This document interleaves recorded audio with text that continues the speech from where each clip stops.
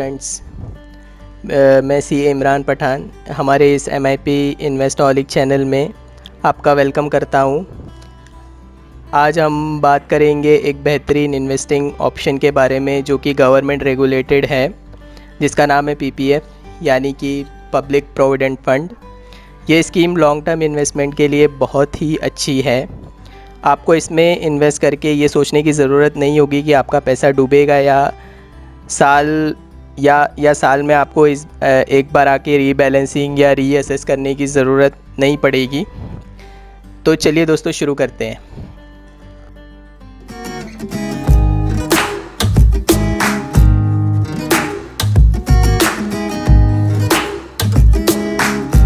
तो दोस्तों मैं आपका फिर से MIP इन्वेस्टिंग चैनल में वेलकम करता हूं। पहले तो आप मेरे चैनल को सब्सक्राइब कीजिए अगर सब्सक्राइब नहीं किया है तो, और बेल आइकन को दबाकर हमारे आने वाले वीडियोस के बारे में जानकारी लीजिए और एंड तक देखिए ताकि आपको सब बातें क्लियरली समझ में आ जाएंगी PPF के बारे में। तो चलिए सबसे पहले बात करते हैं कि जो चेंजेस अमेंडमेंट्स 2020 ईयर में जो गवर्नमेंट ने किए उसके बारे में हम बात करते हैं।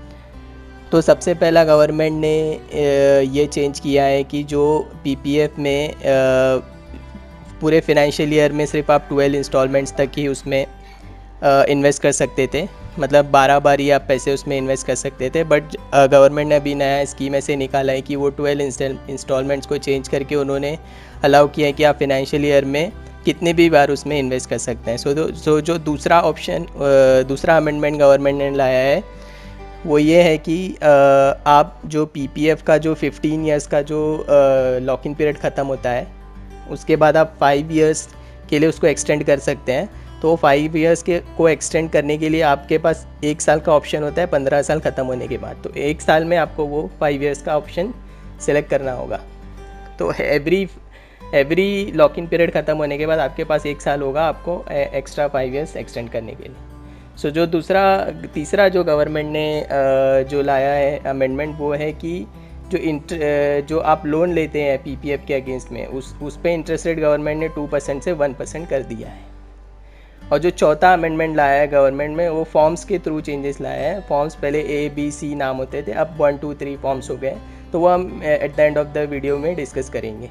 सो जो लास्ट गवर्नमेंट ने अमेंडमेंट लाया है वो है कि आपका जो लॉक इन पीरियड जो होता है 15 ईयर्स का, अगर उसके बाद आप 5 इयर्स के लिए एक्सटेंड करते हैं तो जो 5 इयर्स का जो पीरियड होता है वो पीरियड में आप अगर पैसा नहीं भी कंट्रीब्यूट कर रहे हैं तो भी आपको जो PPF का जो स्कीम का बेनिफिट है वो मिलता रहेगा। तो चलिए अब बात करते हैं PPF के बारे में डिटेल में। एक एक पॉइंट को हम अच्छे से डिस्कस करेंगे। तो चलिए शुरू करते हैं। तो सबसे पहले तो क्वेश्चन है कि PPF क्या है। तो PPF जो है कि लॉन्ग टर्म इन्वेस्टमेंट ऑप्शन है जो कि गवर्नमेंट बैक्ड है और इसमें आपको बहुत ही अच्छे इंटरेस्ट रेट मिलते हैं जो कि टैक्स फ्री होते हैं मैच्योरिटी के टाइम भी। तो जैसे मैंने आपको पहले भी बताया ये सेंट्रल गवर्नमेंट बैक्ड है, तो इसमें आपको ज़रा भी चिंता करने की ज़रूरत नहीं है। आपके जो भी पैसा है वो सेफ है। तो जो भी गवर्नमेंट जो भी चेंजेस लाती है वो टाइम टू टाइम गवर्नमेंट आपको बताती रहती है कि क्या चेंजेस है, क्या चेंजेस आने वाले, क्या चेंजेस हो सकते हैं। और ये जो ऑप्शन है ये फिक्स इनकम ऑप्शन है। आपका जो एक बार इंटरेस्ट रेट डिसाइड हो जाता है वो हमेशा के लिए फिक्स, हमेशा के लिए नहीं, एवरी ईयर गवर्नमेंट डिसाइड करती है बट सेम ही होता है। तो अब देखते हैं कि कौन कौन ये अकाउंट ओपन कर सकता है। तो सबसे पहले ये अकाउंट तो सिर्फ इंडिविजुअल ही ओपन कर सकते हैं, चाहे वो एम्प्लॉयमेंट में हो, एम्प्लॉयमेंट में ना हो, या फिर बिजनेसमैन हो या अनएम्प्लॉयड हो तो वो अकाउंट ओपन कर सकते हैं। अगर कोई नॉन रेजिडेंट इंडियन है तो वो नहीं ओपन कर सकते हैं। HUF फर्म्स, कंपनीज़ और ट्रस्ट वगैरह ये अकाउंट ओपन नहीं कर सकते। तो ये अकाउंट आप अपने स्पाउस और माइनर चाइल्ड दोनों के नाम से अकाउंट ओपन कर सकते हैं, अपने नाम से भी अकाउंट ओपन कर सकते हैं। PPF अकाउंट आप जॉइंट अकाउंट में नहीं ओपन कर सकते हैं और एक इंडिविजुअल के नाम पे सिर्फ एक ही PPF अकाउंट होगा, आप मल्टीपल PPF अकाउंट नहीं रख सकते। तो अब बात करते हैं फीचर्स के बारे में। तो मैंने आपको स्टार्ट में ही बताया कि ये रिस्क फ्री इन्वेस्टमेंट है, गवर्नमेंट बैक्ड है, इसलिए इसमें कोई भी रिस्क नहीं होता है। आप इसमें बेझिझक इन्वेस्ट कर सकते हैं। आपका जो इंटरेस्ट रेट रहता है वो अराउंड सेम ही होता है। तो इसमें आपको 2 ऑप्शंस होते हैं, एक तो ऑनलाइन ऑप्शन होता है, एक ऑफलाइन ऑप्शन होता है। तो बहुत सारी बैंक्स है जो ऑनलाइन ऑप्शंस देती है, सभी बैंक्स नहीं देती है। अभी फ़िलहाल कोई सिलेक्टेड बैंक्स ही ऑनलाइन ऑप्शन देती है, बट ऑफलाइन ऑप्शन आपको सभी बैंक्स में मिल जाएगा। सभी नेशनलाइज्ड बैंक्स में मिल जाएगा बेसिकली। तो इसमें आपको नॉमिनेशन फैसिलिटी भी अवेलेबल है, आप वो भी अवेल कर सकते हैं। आपके फैमिली मेम्बर में से किसी को भी आप इसमें नॉमिनेट कर सकते हैं। और समझो अगर किसी जॉब के कारण आपका ट्रांसफ़र होता है तो आप ये ट्रांसफ़र भी कर सकते हैं, ब्रांचेस चेंज कर सकते हैं आप। लेकिन इसमें एक है कि अगर आपने ऑनलाइन अकाउंट ओपन किया है तो आपको ट्रांसफ़र का चिंता करने की ज़रूरत नहीं, बिकॉज ऑनलाइन आप ऑपरेट कर सकते हैं कहीं से भी। और इसमें एक अच्छा बहुत बड़ा बेनिफिट है कि अगर समझो कोई गवर्नमेंट अथॉरिटी या कोई कोर्ट के ऑर्डर आते हैं कि आपका बैंक अकाउंट फ्रीज़ हो जाएगा या आपके पास जो भी फंड्स है वो फ्रीज़ हो जाएंगे, तो इसमें आपका पीपीएफ अकाउंट सेफ़ रहता है, वो कोई भी फ्रीज़ नहीं कर सकता है, उसको कोई अटैच नहीं कर सकता। तो चलिए अब बात करते हैं इंटरेस्ट रेट के बारे में और उसका कैलकुलेशन कैसे होता है। तो जो करंट इंटरेस्ट रेट अभी गवर्नमेंट ने डिसाइड किया है 1 अप्रैल 2020 के बाद से, वो 7.10 है, जो कि पहले 7.90 था। ये चेंज आया है because of this current situation, उसकी वजह से चेंज आया है। और पीपीएफ का जो इंटरेस्ट रेट होता है वो मंथली कैलकुलेट होता है, और ये मंथली जो कैलकुलेट होता है वो at the end of the month और नेक्स्ट मंथ के 5th के बीच में कैलकुलेट होता है। तो आपको अगर सपोज़ आपने 30th अप्रैल को आपका बैलेंस 60,000 है और आपने सेकंड को 5,000 इन्वेस्ट किया, तो आपका जो 65,000 का बैलेंस है उस पर इंटरेस्ट कैलकुलेट होगा। अगर आप सपोज़ आपने 6th को आपने 5,000 इन्वेस्ट किया है, तो आपका जो इंटरेस्ट कैलकुलेट होगा वो 60,000 पे कैलकुलेट होगा। तो ये आपको ये एक चीज़ ध्यान में रखनी होगी कि आपका इंटरेस्ट रेट आपको कब इन्वेस्ट करना है, और एसआईपी आपको कैसे डिसाइड करना है कि आपका अगर मंथली आप डिसाइड कर रहे हैं तो आप मंथली कैसे इन्वेस्ट करेंगे। तो आपको 30th of the current month और 5th ऑफ नेक्स्ट मंथ के बीच में जो डेट आती है वो डेट आपको सिलेक्ट करके उस डेट में आपको इन्वेस्ट करना होगा। तो उस हिसाब से आपका जो इंटरेस्ट कैलकुलेट होगा वो आपके जो हाईएस्ट बैलेंस होगा वो उस पर कैलकुलेट होगा। तभी देखते हैं कि डिपॉजिट के रूल्स क्या क्या है। तो मिनिमम आपको deposit during the financial year करना है 500, उसके मल्टीपल में आप 50 रुपीज़ ऐड करते जाइए तो आप उतना इन्वेस्ट कर सकते हैं। ऐसे 550, 600, 650, 700 ऐसे इन्वेस्ट कर सकते हैं।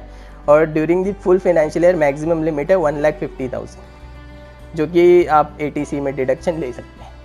इसके आपको ऑनलाइन डिपॉजिट की भी फैसिलिटी मिल जाती है। जैसे आप मैंने बताया, आप ऑनलाइन अगर अकाउंट ओपन करते हैं तो ऑनलाइन भी आप डिपॉजिट कर सकते हैं। ऑफलाइन फैसिलिटी तो आपको हर नेशनलाइज्ड बैंक में मिल जाएगी। आप अगर स्टैंडिंग इंस्ट्रक्शन दे देते हैं आपको 30th 5th के बीच में अगर आप करेंगे तो आपको इंटरेस्ट के लिए भी बेस्ट होगा। आप एक स्टैंडिंग इंस्ट्रक्शन बैंक में दे दीजिए कि आपका एवरी मंथ इतना इतना डिडक्ट होना चाहिए, तो उतना डिडक्ट हो जाएगा। फिर आपको लमसम का भी ऑप्शन मिलता है, लमसम भी डाल सकते हैं।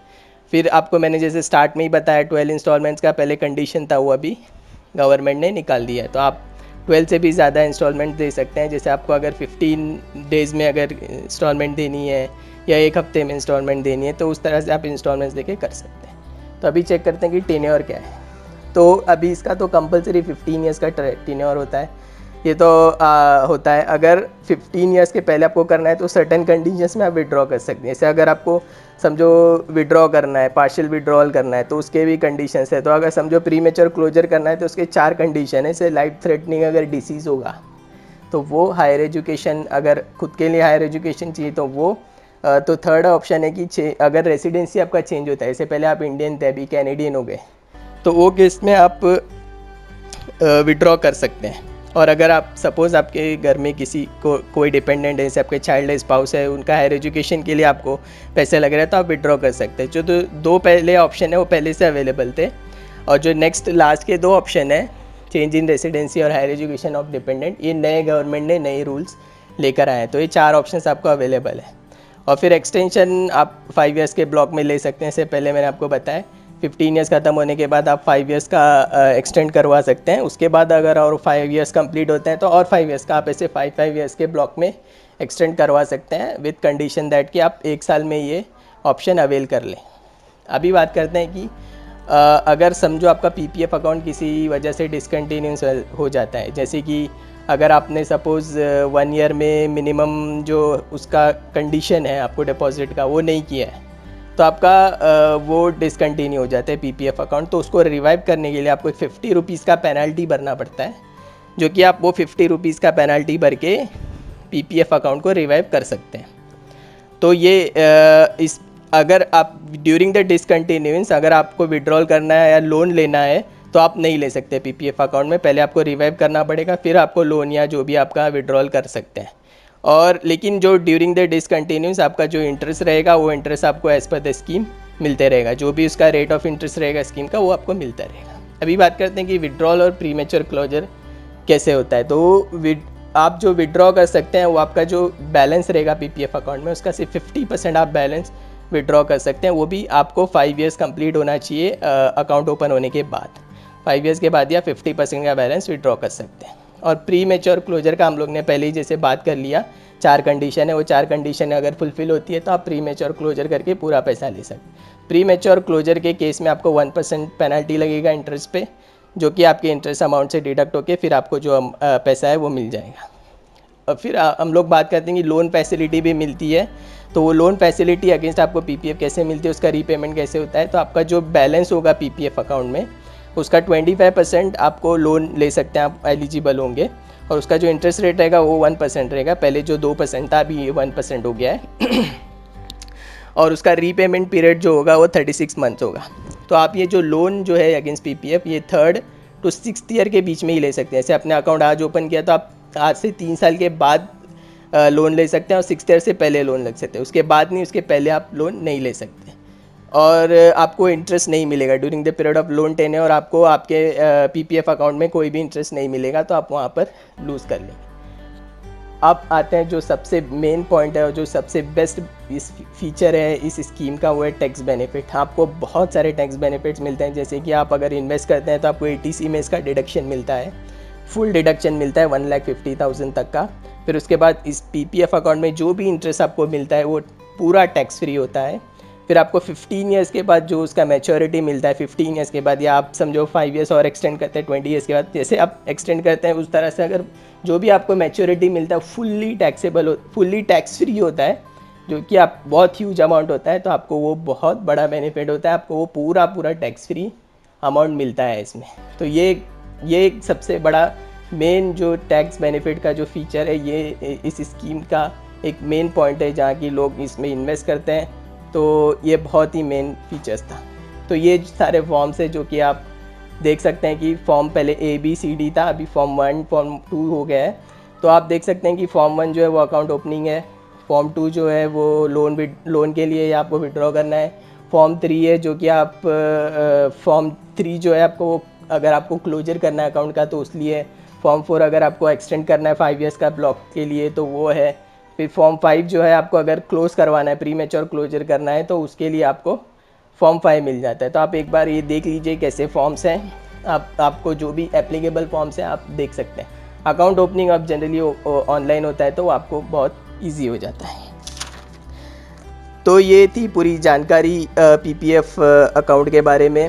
जो भी गवर्नमेंट के अमेंडमेंट्स थे, अपडेट्स थे, उसके साथ में मैंने आपको पूरी जानकारी दे दी है। अगले वीडियो में हम डिस्कस करेंगे कि कैसे हम प्रॉपर प्लानिंग के साथ पीपीएफ के थ्रू क्रोर्स कमा सकते हैं, क्रोर्स टू 10 क्रोर्स तक कमा सकते हैं। आशा करता हूँ कि आपको ये वीडियो पसंद आई होगी। लाइक ज़रूर कीजिएगा, सब्सक्राइब कीजिएगा अगर नहीं किया है तो, और बेल आइकन को ज़रूर दबाइएगा ताकि हमारे ऐसे इंटरेस्टिंग वीडियोज़ आपको मिलते रहे, और शेयर ज़रूर कीजिएगा। और तो दोस्तों मिलते हैं फिर नेक्स्ट वीडियो में। Thank you very much.